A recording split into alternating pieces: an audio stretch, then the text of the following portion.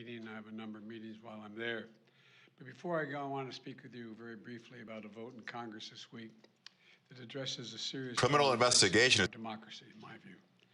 I've proposed much earlier on that we should just publicly fund all of our elections, but I don't have the support for that position. But there's a second position that is very good, and that is the role of money in politics and how we can begin to solve that problem.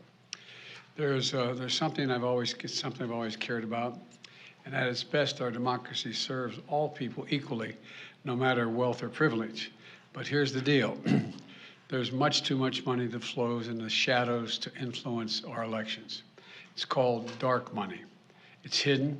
Right now, advocacy groups can run ads on issues, attacking or supporting a candidate right until Election Day without disclosing who's paying for that ad.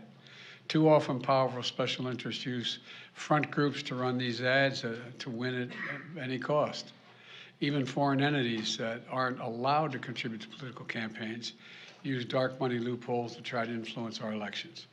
And here's just one recent example.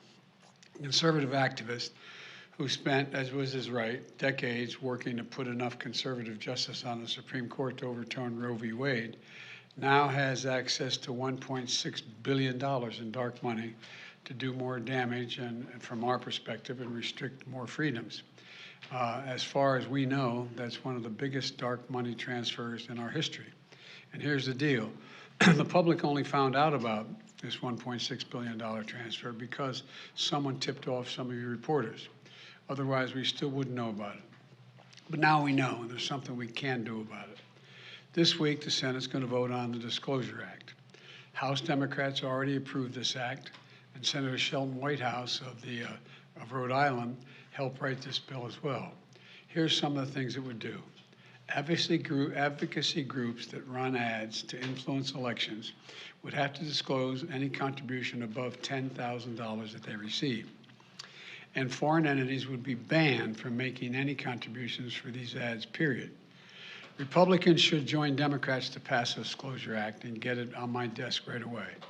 Dark money has become so common in our politics.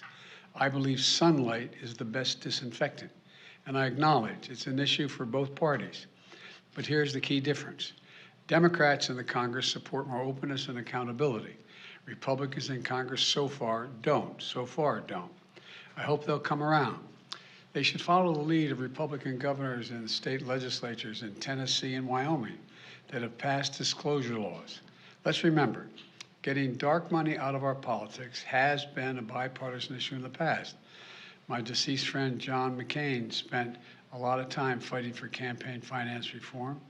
For him, it was a matter of fundamental fairness, and he was 100% right about that. Ultimately, this comes down to public trust.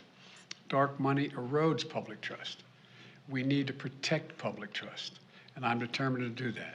So I want to thank you all very much and hope the Congress, the Senate will act on this in a favorable way so I can sign that law into law as rapidly as possible. Thank you. Mr. President, why is the border more overwhelmed under your watch?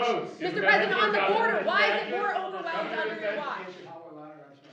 On the border, why is the border more overwhelmed under your watch, Mr. President? Because there are three countries that there are fewer immigrants coming from Central America and from Mexico. This is a totally different circumstance. What's on my watch now is Venezuela, Cuba, and Nicaragua. And the ability to send them back to those states is not rational.